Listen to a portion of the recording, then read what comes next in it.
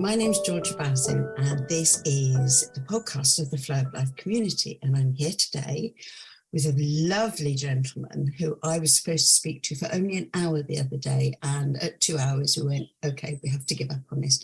Dave Orton. Dave is based in Idaho, and they had a frost last night.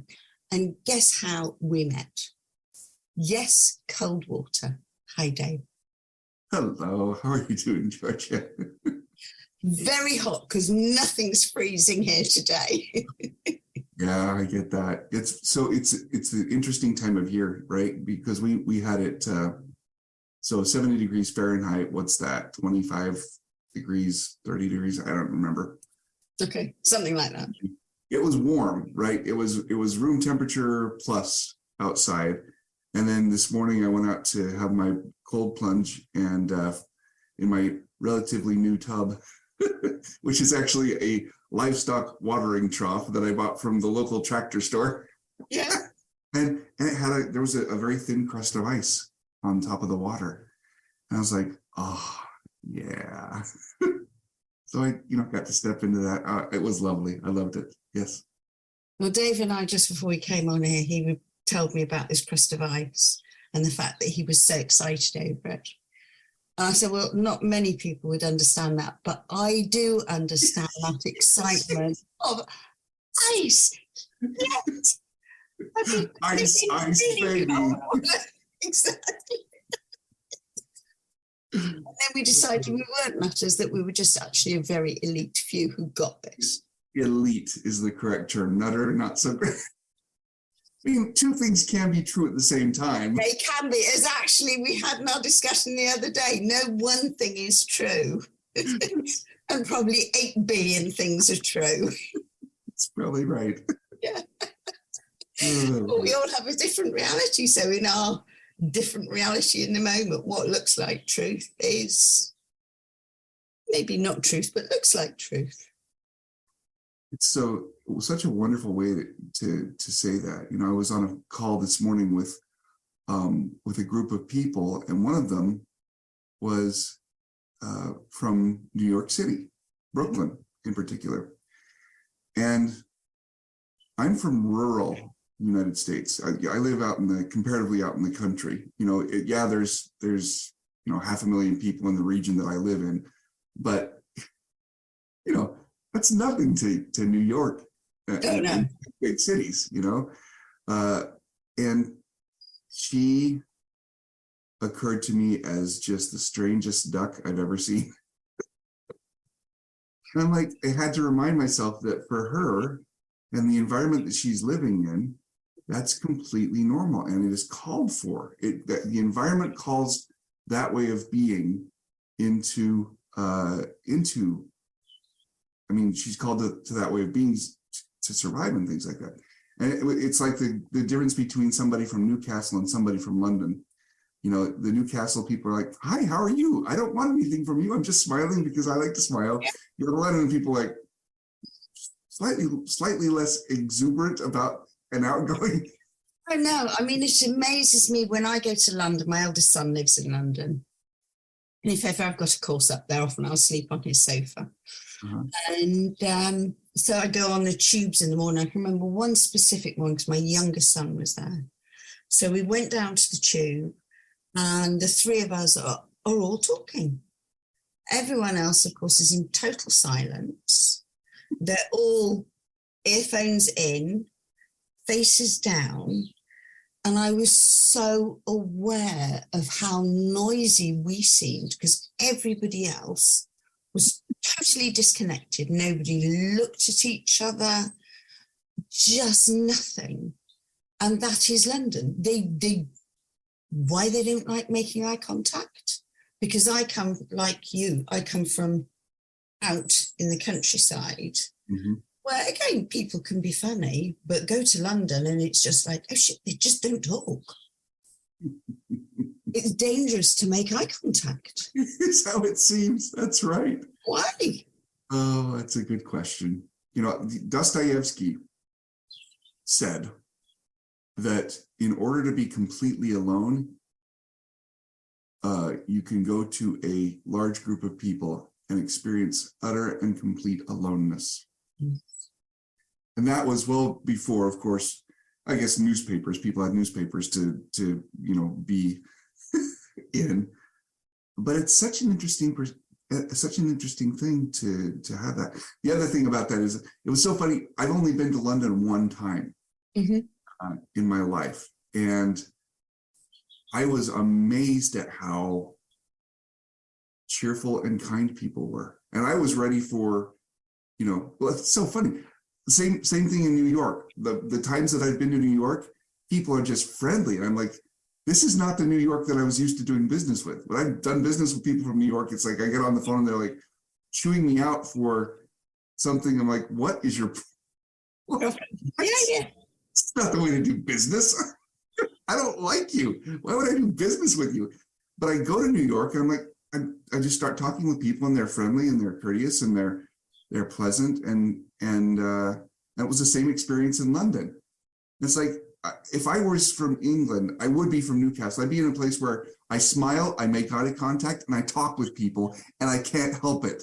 If you're one of these people that doesn't want to be talked with, you don't want to sit next to me on an airliner, on a jet plane. You don't want to. It's going to be red eye because they're never going to get asleep. Is that the case? They request it. That's fine. I'm fine with that. But just by nature, I love connecting with you. No, well, I mean, I know that just from the other day. And yes, it's interesting because when we take the time, I remember one journey through London, and I was going up north for a funeral to near Newcastle. Mm-hmm.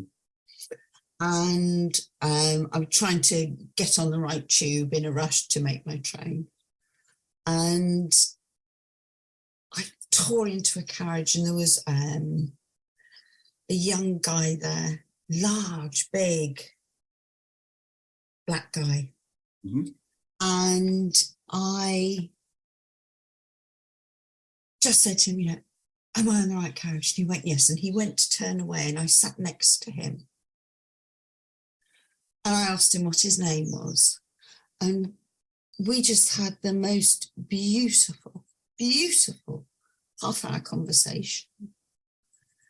And it was just, he said, this is so unexpected because people don't do this. He said, but it has been an absolute pleasure for someone to take the time. So maybe it's about us taking time to do it, that then we pull something out in other people. It gives them time and space to take that breath and connect. I think that's beautifully said, Georgia. I agree with that. I think that there's something about who we are being, regardless of where we show up, that calls forth, just like the environment of Brooklyn calls forth certain behaviors and ways of being. Where being actually calls forth and helps us notice people that resonate with that. And it's such a unexpected and sometimes beautiful and unexpected thing. And on the other hand, it's like, well, of course it's expected. That's the only way anything ever gets done around here is people be, and then stuff shows up because, oh, here's a being who's being this way. We can flourish here, Yeah. So tell me what you mean by being. Or share with me. That is a far nicer way to put it. Share with me what you mean. Either way works. But that is a question that is so beautifully vast. So I'm going to share with you how it occurs to me. It's not actually what being is, because your experience of being and my experience of being may be very different. To me, being is the source of life. It's the source of my actions. It's the source of how I see the world. It's the source of how I interact with my wife. It's the source of how I deal with things when people don't know how to deal with roundabouts here in the United States, and particularly in my town.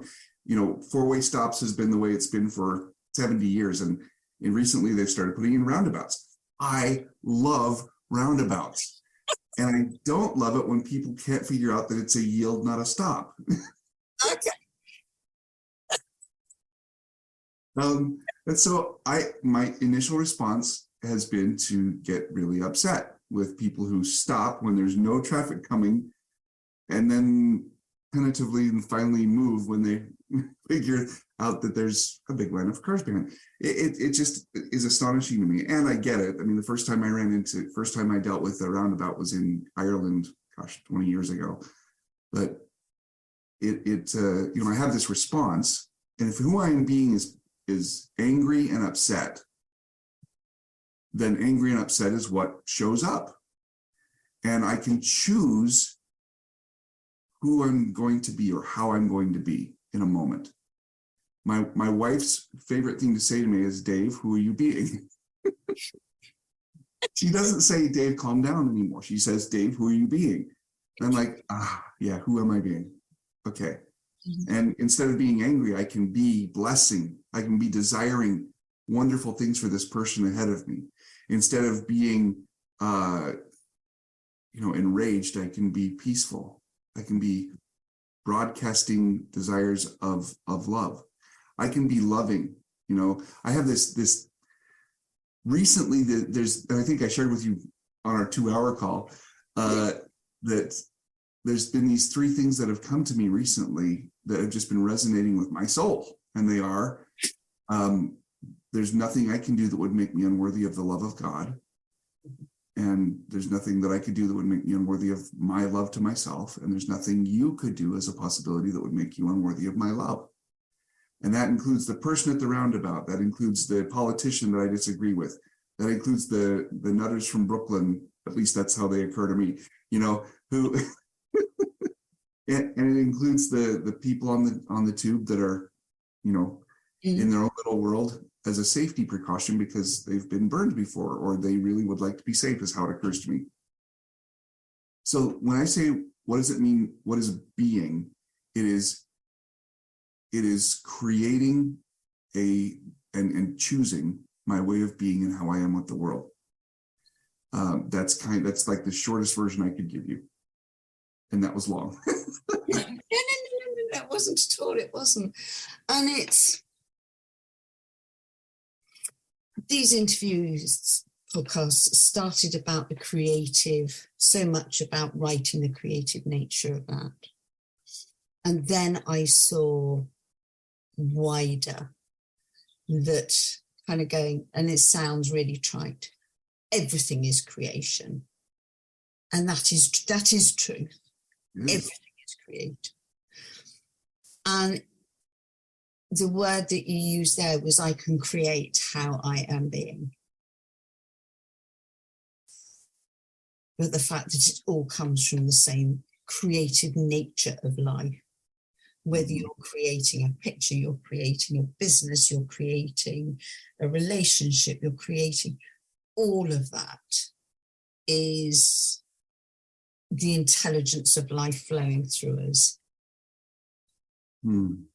Yeah, absolutely. And it occurs to me, like, we are always creating. Each of us is a master creator because we can't help it. Mm-hmm. We are always creating, whether we're aware of it or not. The difference that being makes with me as it relates to creating is that it is conscious.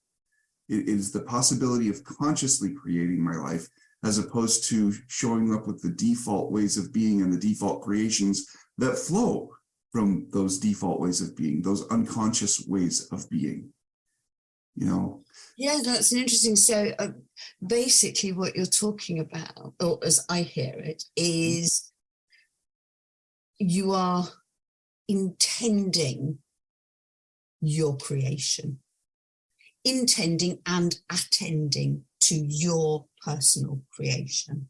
Yeah. Oh, I love that. That's exactly right.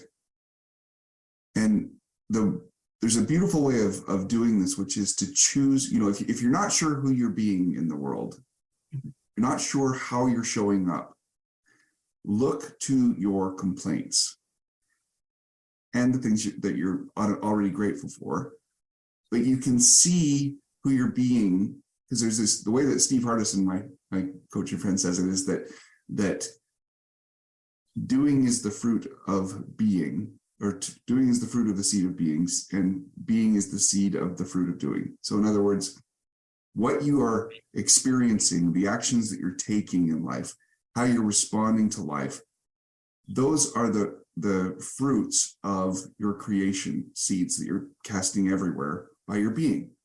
So if I am hating my job, I am sowing the seeds of hate, and I will reap the fruits of that hate.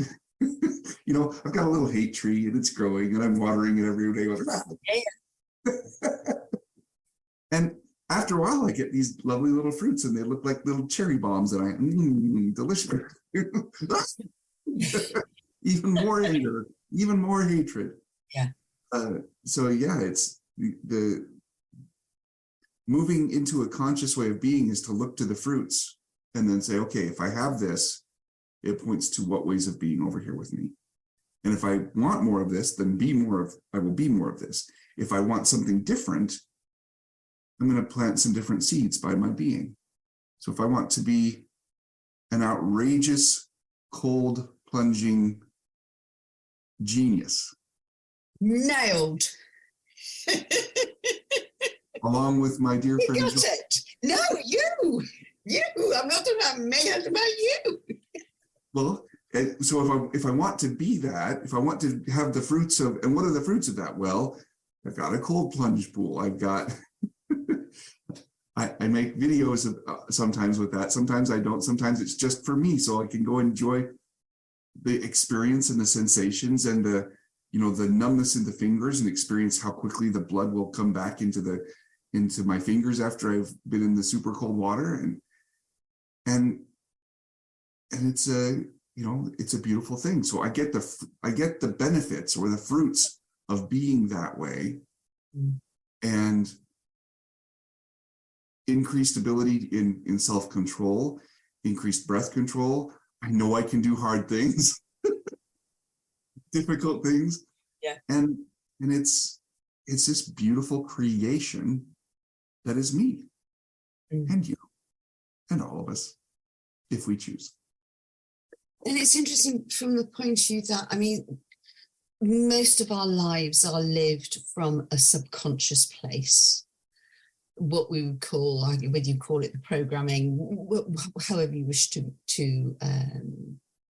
whatever name you wish to call it,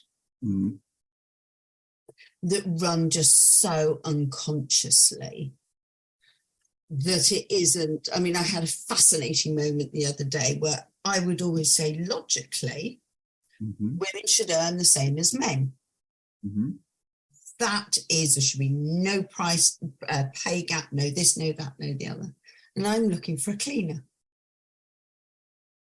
And I've had a number of girls apply and couldn't quite fit in with the days that I wanted in this sort of thing. And so I had a guy apply. And so I'm watching this conversation go on in my head of, how can he support himself on £15 an hour? And, it's not enough. He's a man. He's got to support himself. Then I went, oh my God, my previous cleaner was a single woman who had to support herself, pay her rent, look after herself.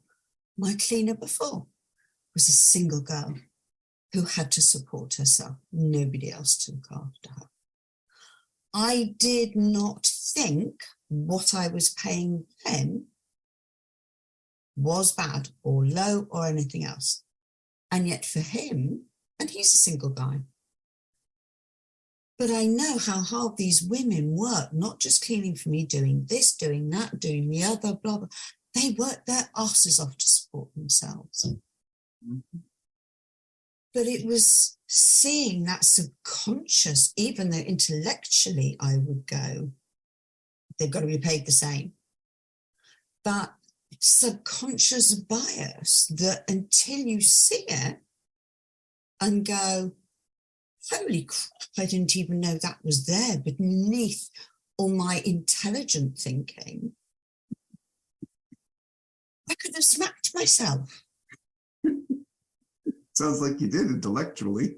Well, yes, because I was so horrified to see that this something that ran so quietly behind what in my heart I know is right. Mm-hmm.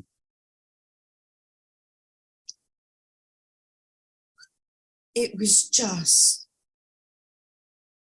the biggest moment, aha moment of really seeing how the things that we've learned as children, as a society, run without us being consciously aware of.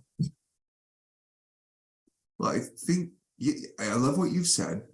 I think that there are some things in the background that is like DNA level that we have a difficult time, and we may not be able to, as humans, to not see the world through our DNA because it's kind of, through that, yeah, right? So when I was, I had a 15-year career with a company, and I felt, very important there. I didn't realize how deeply my identity had been tied into that. I lost that job, and I went into a deep depression, and I couldn't find work immediately. And my value went right out the window in my own self-worth. It's like it was gone. And I was like, I had no idea that I identified myself as successful international businessman, to the point that when I was no longer, I wasn't that anymore. I had no idea who I was. Now, I knew I was a father. I knew I was a believer, an American, an Idahoan, a dude named with the last name of Orton, all these wonderful things. And it didn't matter, because my DNA said, if I am not providing for my family, I am of no worth. Mm-hmm. So and my wife did not experience that. She did not experience me as worthless because I was not earning. Yeah. And she, she was working, and she was working at a job that didn't pay nearly, the market for what she was doing paid about $15 an hour. Mm-hmm. Whereas the market for what I had been doing paid, $125,000 a year plus. It was wonderful. I loved it. It was great. And we lived at that time, was a very inexpensive part of the country. Now it's just very pricey as well. But anyway, the point is that, with men, our DNA is that men have to provide, and that women are to be provided for, and therefore there's this unconscious thing that's like, well, of course, how can a man provide for himself? And we don't even see the rest of the story there. How can this man build a family, build a little tribe, have offspring, fulfill the measure of his creation? Yeah. At that level. And it's like, well, but what about, there are women who are doing the same thing. How come we don't have that DNA thing? Well, that's relatively new, Let's give that 10,000 years and we'll see what happens. But I was having this conversation yesterday with a powerful woman that is, she, amazing, left a marriage to a man who was addicted to drugs and very violent, and had threatened her life on multiple occasions. And she left him. Huge, courageous move. Beautiful woman, a powerful, amazing friend. And we talked about the difference between, I don't know if you've noticed this, Georgia, women, and I'm talking about you and all of the amazing women in my life, have a capacity for working through pain and suffering that is I just don't get it. I don't get how you do that. So I don't know if you've ever noticed that when men get sick, the world is over for us. Oh, yes. Yes. I have 3 of them. So, yes, I know this. Yeah.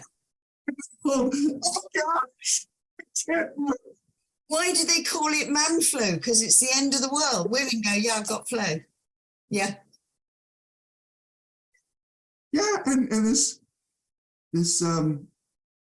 I kind of did a deep dive on this, and it turns out that from the hunter-gatherer warrior position that our DNA has emerged from rather recently, say, last 300 years or so, not hunter-gatherer, but like just this concept of providing and things like that, and providing both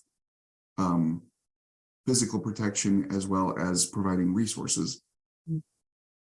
The men, it was better for them to be overcome by some trivial illness and maintain their real abilities to fight and to go forward and go defend the family. And it was more powerful for the women to be able to bear all sorts of things, because you kind of have to provide care for children regardless of how you're feeling when especially when they're very small, because they can't take care of themselves. And so the men can be, pansies, if you will. And I count myself as part of that. I get a headache, game over. My wife gets a headache and she's like, I have a headache. Work. Well, it's interesting the amount of times my husband says, well, just take a tablet. And I'm like, it'll go, and I'll carry on doing whatever until I get to a point I go, I'll take a tablet, it's okay. I feel the beginning of a headache. Tablets, oh gosh, can we bend off the demons? Anyway, this is kind of an unexpected turn, or I'm sorry. Well, no, because it's interesting because our society has developed quicker than our reptilian brain. There is so much in our physical state that does not match our environment and how fast technology has made the society that we're in change. Mm-hmm. So we're on catch up to it almost. Which I think is why a lot of people live in overwhelm, because actually this hasn't developed at the same pace. So that sense of danger that actually, as a caveman or woman, we're not in a society anymore where we're worried about a saber-toothed tiger getting us. But our brain, ego, call it what you will, one and the same kind of thing, is still looking for what is dangerous. So we have moved from saber-toothed tiger to likes. Mm-hmm. We've gone from, and this I find really interesting, a need to eat to actually we want our food sanitized, that we actually don't even recognize what it's from. Yeah. So great what you're saying. So I served an LDS mission in Russia in the mid-90s. Mm-hmm. When I left on my mission, AIDS was incurable. The speed limits in the country where I came from were 65 miles an hour max. And I had no concept of what the internet was. I'd heard about email, but there was no internet at the time. Yeah. And as a missionary, I was not focused on anything other than the people that I was serving, the people that I was with, right? I came back, the day I got back from my mission, I'm eating a box of Rice Krispies, and I look, it says, check us out, we're on the web. And I'm like looking on the box for this web, whatever the heck the web was, and I couldn't find it. And as I think back to that, and I'm like, I was just doing the very best I could. I had no idea what the internet was. I had no idea what the web was. And I've made my life, a great deal of my professional life has been dealing with web-based services and things like that. So to go from not existing to everything in my life is now running on this thing, including this call. Yes. Yeah. Wonderful. Is in my lifetime, we've gone, and in your lifetime, we've gone from analog to digital to, have you looked at the AI stuff recently? And I know I've had a couple of people talk about AI recently. My youngest son's quite into it. Uh-huh. And actually, my daughter's boyfriend was talking about a program, GPT or something. Chat GPT, yeah. That you can ask it a question, write me a letter that is based in me. So there's clearly knowledge of me out where it accesses. So how I would speak, write me a letter on spatial distortions. Where that came from, I haven't got a clue. But anyway, and sure enough, it will write it and it will sound like it's from me. And yet in theory, it has no knowledge of me. But I guess what's available out there is unknown to me about me. Well, that's why it reads very quickly. Yeah. Have you ever done that? Have you ever used No, I haven't, but no, not yet. I'm not. I told you when we came on this call, technology and I are a challenge. Which should we have some fun? Not today. We'll have fun another day. Okay. So when you have some time, when you play with ChatGPT, so the way that the conception that I have of AI at this point is that it is huge. It's a huge database, and the interface has gotten very user friendly. Yeah. So this is so funny. My daughter-in-law recently got certified as a tarot card reader, and I was like, that's fun, that's cool. But then I was like, what about numerology? I like numbers. So I took off on this wild hare, and numerology is, there's like all these different approaches to numerology and things like that. And if you ask ChatGPT to analyze your name and birth date according to a particular style of numerology, because it is coming from and has access to all the books, all the writings, all of everything it has access to up to 2021, it will give you as good of a reading as any person ever could who knows the system. You're kidding. No. So you could say, hey, you know what I'm going to do after this call, don't you? We're offering a new numerology reading service. Give me your name and birth date, and here we go. All right. And you can choose from the Chaldean system, from the Pythagorean system, from the Chinese system, from the Vedic system. It'll do all of it. You just pick the one that's best, the one that matches this person the best, and you give it to them, and you've provided a service. And you didn't have to do anything. ChatGPT already knew all the information. You didn't have to learn it. Well, it's fascinating from the point of view that, 10 years ago, I can remember a girlfriend sending me a message saying that, watch out for our future as human beings because, AI is going to take over every job that there is. And we know it can write songs already, it can write stories.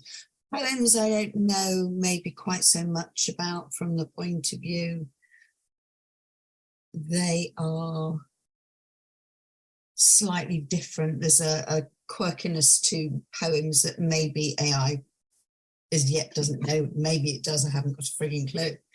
And it was a case of, teach your children to be something that AI is not going to take over.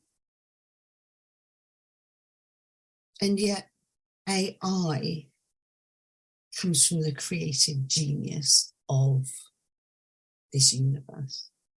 We've had this before, whether you call it God, universal energy, create, whatever word you wish to have. Mm-hmm. that's where it came from too. And the fear element of it, as we've seen, in every film that's made, from the point of view, good old Arnold Schwarzenegger, AI is going to take over the world and we as humans are going to disappear. Uh-huh. Maybe we will, but maybe that's the point.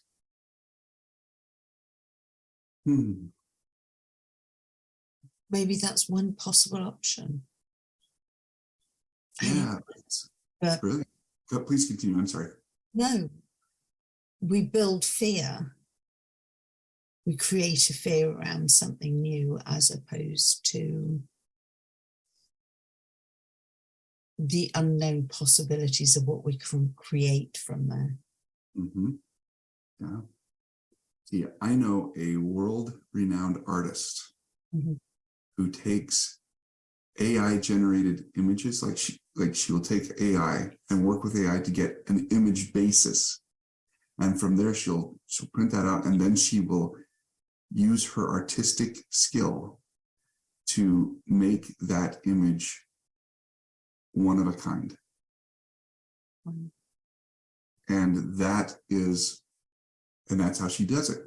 I'm a poet, and I will ask ChatGPT or other chat programs to write me a poem, and then they will print out something, it'll provide something on a particular topic, and I can say in the style of whatever poet I would like to have it be, and that's not great yet, but it's gonna be fantastic eventually.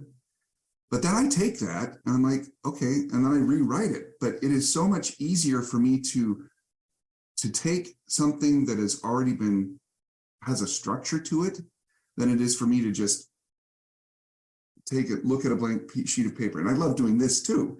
Look at a blank sheet of paper and just start writing, So it's an and one of the ways that I think is useful to think about technology is that it is expanding the capabilities of humanity to create. Yeah, that's lovely. Yes. And it's interesting, I didn't know you were a poet because I write poetry. Mm-hmm. And I mean, it wouldn't even occur to me to go to ChatGPT and do anything.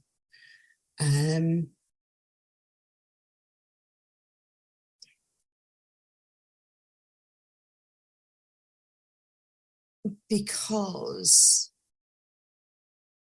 that empty page has never looked like it just wasn't being waited to be filled by me.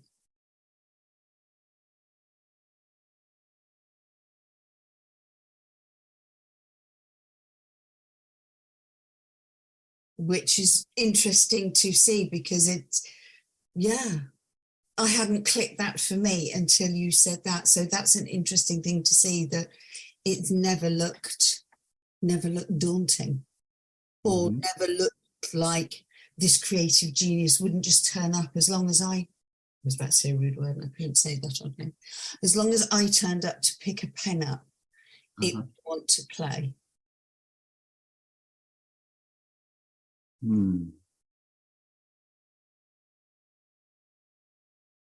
That's so beautiful, Georgia. I love that. So, speaking of blank pages, putting myself out here. You look even worse then without my glasses and with the lens out of focus. We don't stand a hope in hell's chance here. You do not a chance. The blank page, the space to create, the opportunities that we have, so long as we keep breathing, are so beautiful just in and of themselves that even just a blank page has its own intrinsic majesty. It's like, you don't know what's going to happen on this page. It could be a tragedy. It could be a comedy. It could be nonsensical. It could be Terry Pratchett's ghost coming and tickling you about something that happened in one of his books, that you wrote back in the 1980s, you know? And go ahead. Could be anything. Yeah. And So sorry, go on. So the humanity of this is that when there is nothing, it is a possibility. It's not, oh my gosh, there's nothing. What are we going to do? It's like, oh my gosh, there's nothing. What would you like to do? Yeah. Sorry, I went a little philosophical on you there, but I love that. No. There's, I don't know if I've got the book here and I can't remember the guy's name. He wrote Jonathan Livingston's Seagull anyway, but he also wrote 2 other books.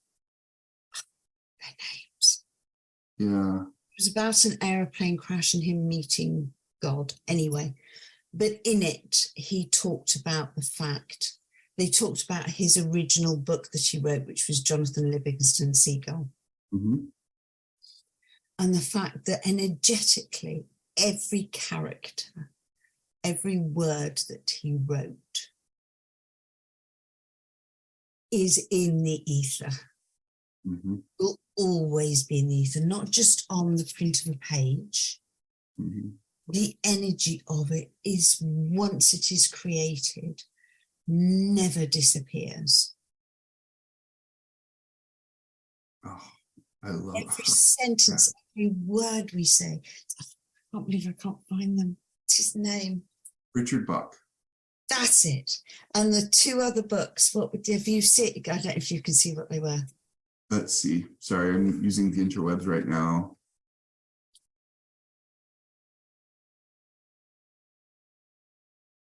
Yeah, so Illusions, Jonathan. That was it. It's the Illusions 1 and 2. Most beautiful, beautiful book of possibility.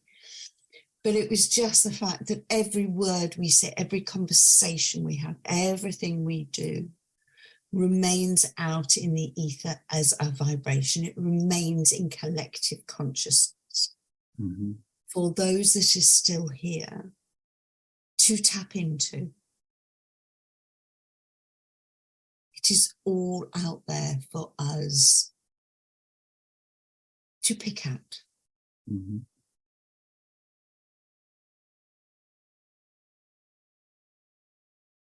Hmm.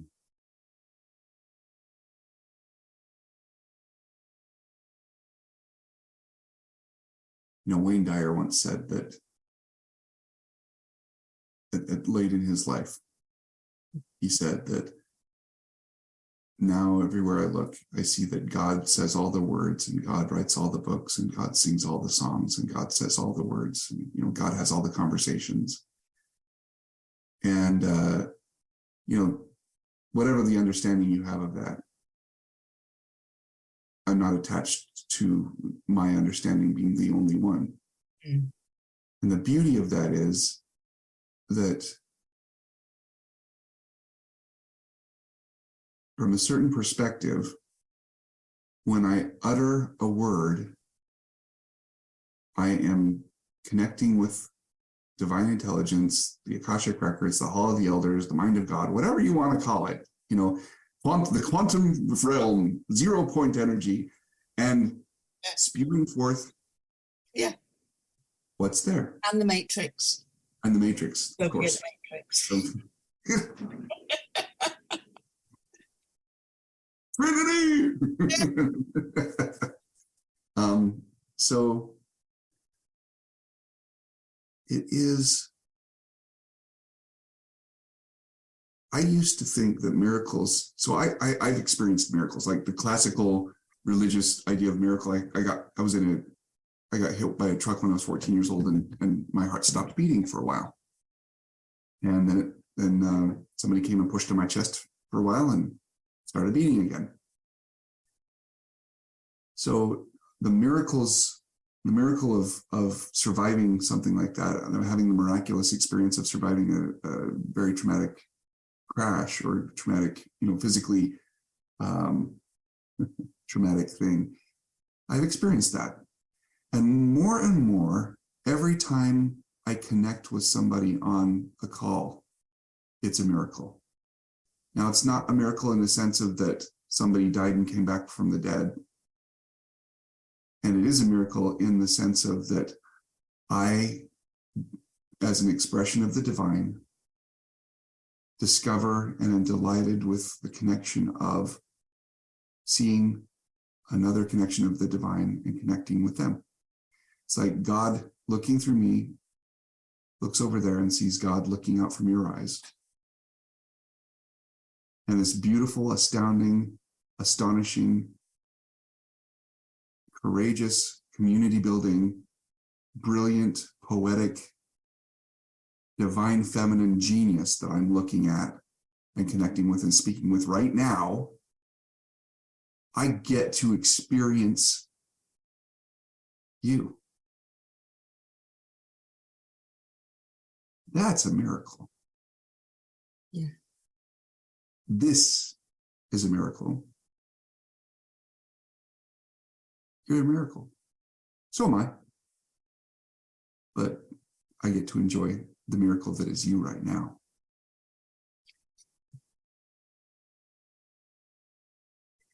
And it's interesting because I know you're a coach, obviously. But I was listening to a podcast the other day, and this lady said, don't be a coach until you can sit in front of someone and not see yourself in them.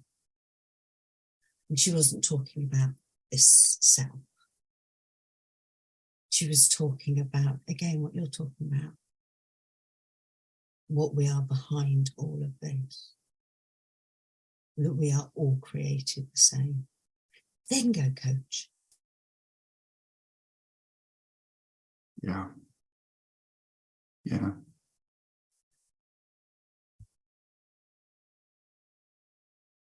There's something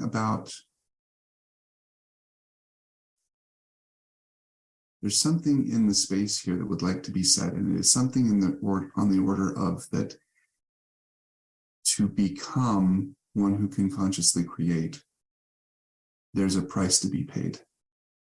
And the price occurs to me as being that we have to live the unconscious life until life wakes us up or slaps us so hard that we go, I don't think I'd prefer to have that experience again.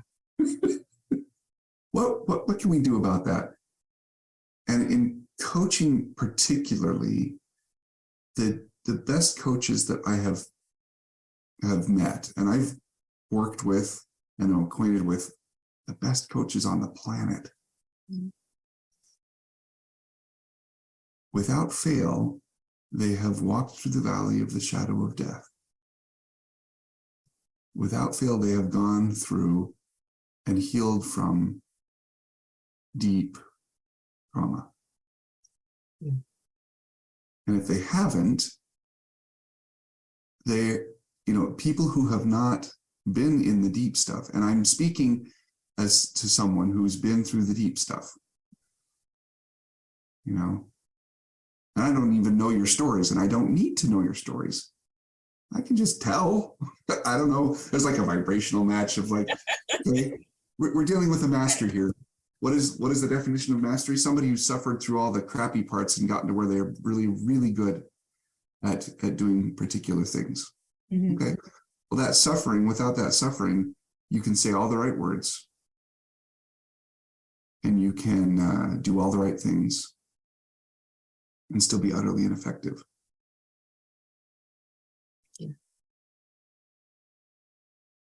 Which is a strange thing, because on the flip side, this is where two things can be true at the same time. What one man can do or one woman can do, another man or woman can do, So it's this interesting conundrum or paradox that we live in. One of my coaching clients right now is in the middle of her dark night of the soul, discovering and healing from things that happened years and years ago that she just utterly blocked, as like her mind blocked it as a self-defense mechanism. Oh yeah. You'll have to survive, you know? And so as she's remembering and remembering, bringing that back to herself and having it be a part of her, a member of her. Honoring it. Yes. Well, and there's honoring it, there's grieving it, there's feeling it, there's anger and rage that emerges. There's, how could this have happened? You know, I grew up in a loving family. How could this have been allowed to happen? You know, and there's no satisfactory answer to that question so far as I can tell. Yeah. And yet, if you don't sit with that question for a while, you have no idea what your clients are going through. Yeah. No. I can really understand that.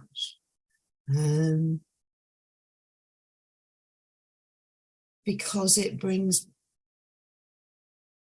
which brings me back to the same thing, I guess, the fact that don't sit in front of someone until you see yourself in them, your version of whatever their human experience is, your human experience. And it's really easy, I think, kind of on a spiritual journey to bypass, which I know I've done, gone, I'm God in form. I don't need, that's all irrelevant. That's all irrelevant.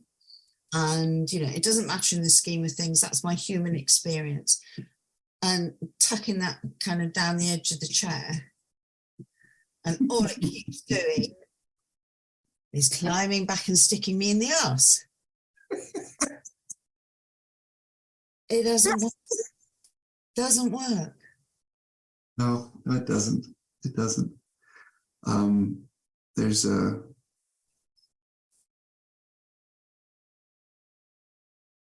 actually really interested. I don't know how much you'd be willing to share, but I'd love to hear, Georgia, what is the thing that you are willing to share? You don't have to be comfortable, but willing to share, that you overcame or that you went through that has given depth and dimension to who you are being in life?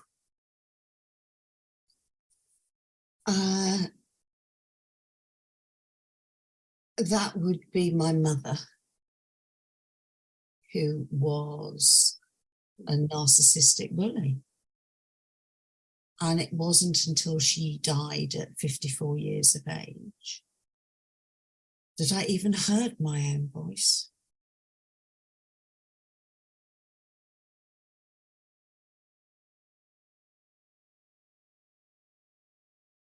No sense of myself at all.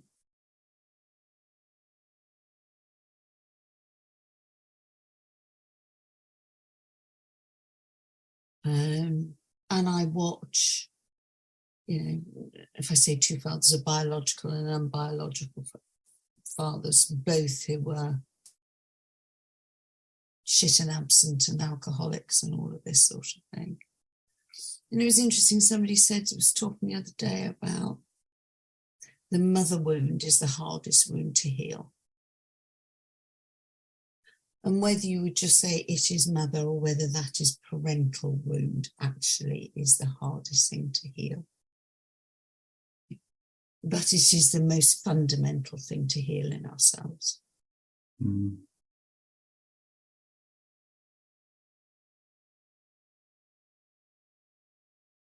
Because that childhood learning of ourselves is done with such innocence.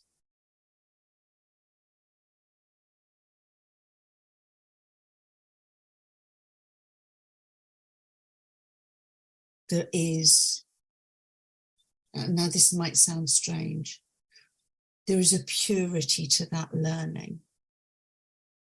As an adult, someone can say, you're a Larry mare, blah, blah, blah, blah, blah, and I can go, because I know better. But as a child, that learning is created in total innocence, which is why we carry it forever. Someone could shout at me on the street and make no difference.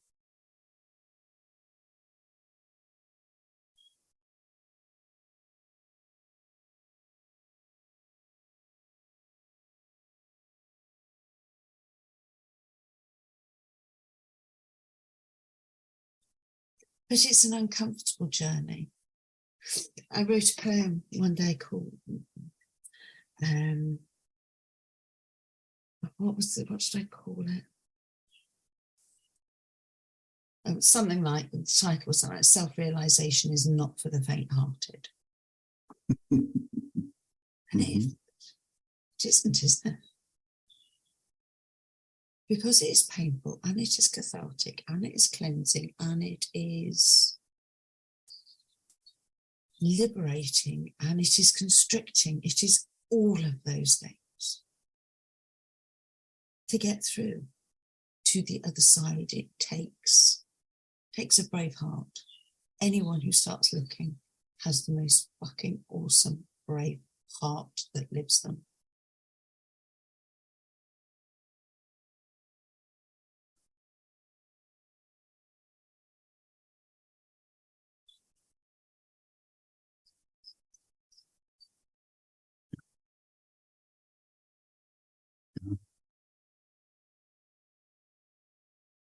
And I love what you said.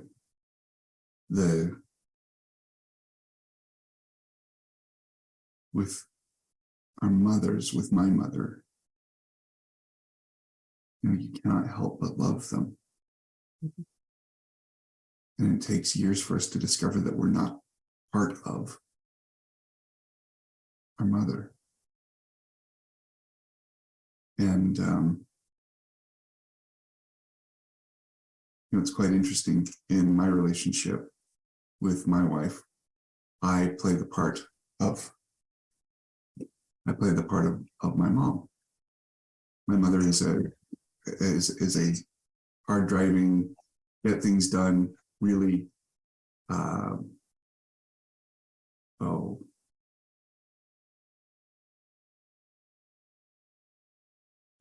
of natural leader. And my dad loves my mom from the bottom of his feet to the top of his head. And he will have his own opinions about things. And he chooses consciously to let my mother win, always. Mm. And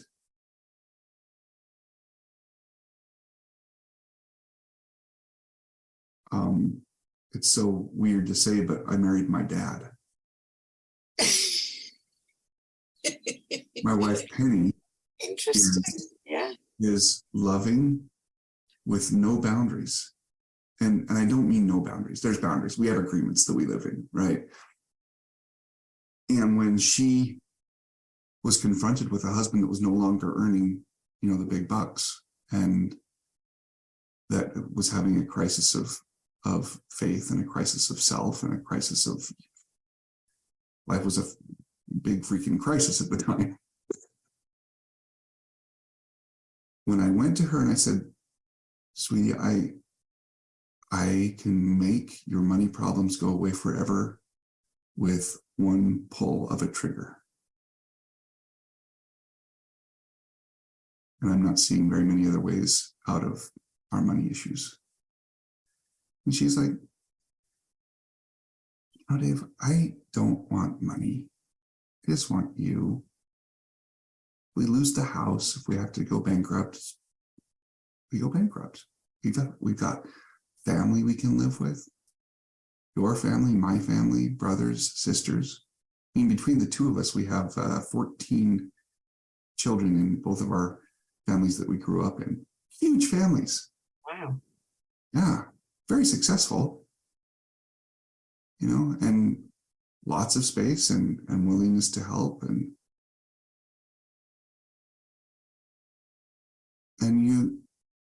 I just want you. Oh, okay. Isn't it so interesting, though, that you who love your wife, your kids, your family, what this mind creates that looks and can look so true, it actually happens, that to take a life that is so preciously given is an option. Mm-hmm. Well, and there are many ways of leaving this life. It's an interesting thing that we. It does occur to me as sad when people end their lives. It's like, but you were creating so beautifully.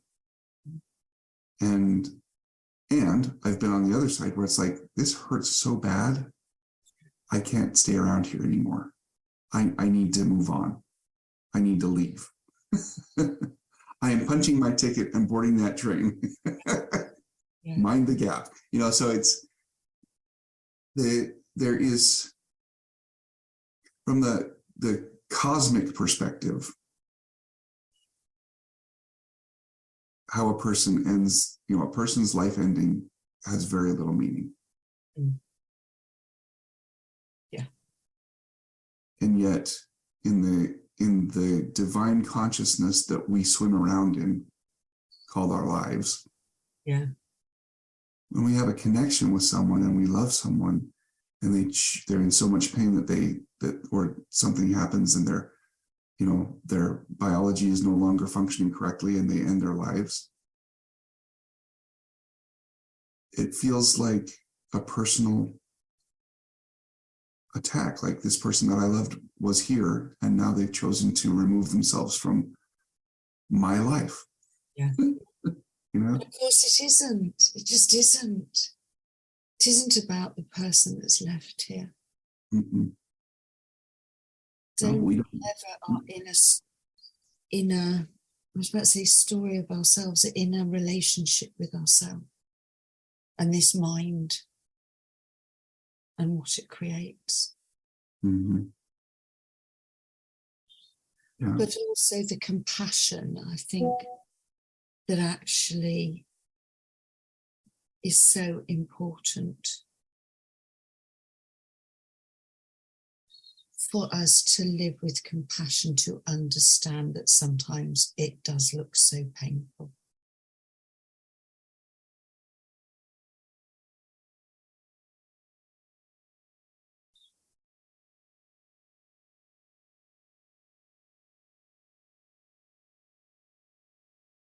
It's an interesting thing. Interesting from the perspective of that it's something that we can feel before we feel it. It's something that we really try not to feel when we are feeling, like when it's upon us. And it's something that the memory of it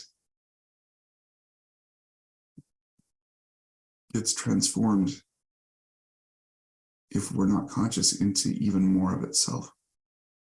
Suffering. There's a difference between, there's a distinction between pain and suffering. A person can have an enormous amount of pain, and yet the suffering is optional. Well, they say that, right? When you're in it, you feel the pain and it feels like suffering, right? But it's like a mother goes through an enormous amount of pain to bring a child into the earth, into the world. And yet, when the mother is holding their child and looking upon this beautiful little meat suit for whatever person shows up there. Yeah, no, that's it. The suffering goes away. The memory is obliterated. Second and it's gone. And of course, it's not that. And I had that conversation with someone the other day, and she said, "Oh no, I can look back there and remember that pain." And I went, but the whole point is, you're looking back for that pain. That pain no longer exists.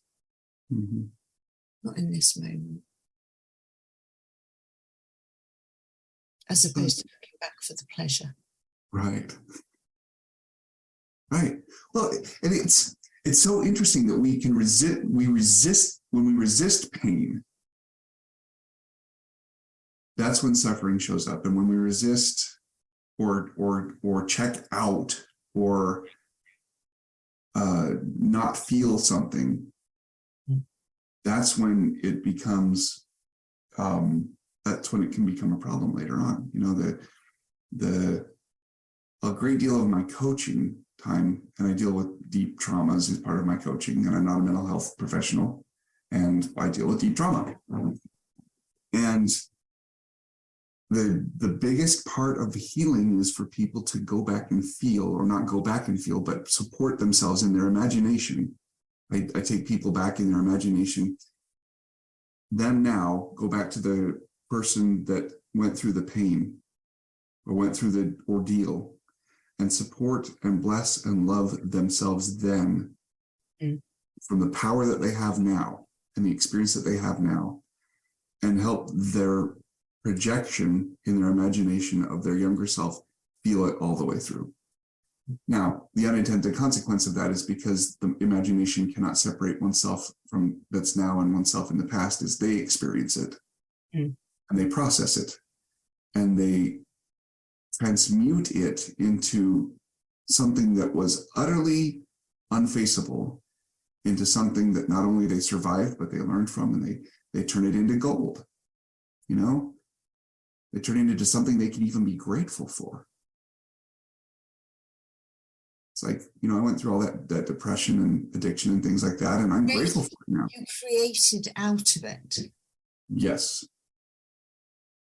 And that is, I guess, where it comes from. We talk about, know you are the experiencer, not the experience. Mm-hmm. You're one who has memories. You are not the memory. You're one who has thoughts. You are not the thought. Yeah. Dave, this has been beautiful. It's such a treat to talk to you. Thank you, Georgia. You do know if we lived in the same town, I'd be camping on your doorstep saying, "You're free for a cup of coffee." No, but let's go for a plunge. That'd be it. Yeah, no, one of my goals has become that next time I'm in England to pop on by and we'll go jump in whatever body of water is close there. I've got a fish pond. Yeah, your neighbor's fish pond, right? I remember you told me about that. Yeah, let's go for a little bit larger body of water. Thank you, sweetheart. This has been beautiful. I don't know if you'd hang on for a minute when I stop record. Sure. Thank you. Dave Orton. Thank you so much. Wonderful. I love you. And I love you too.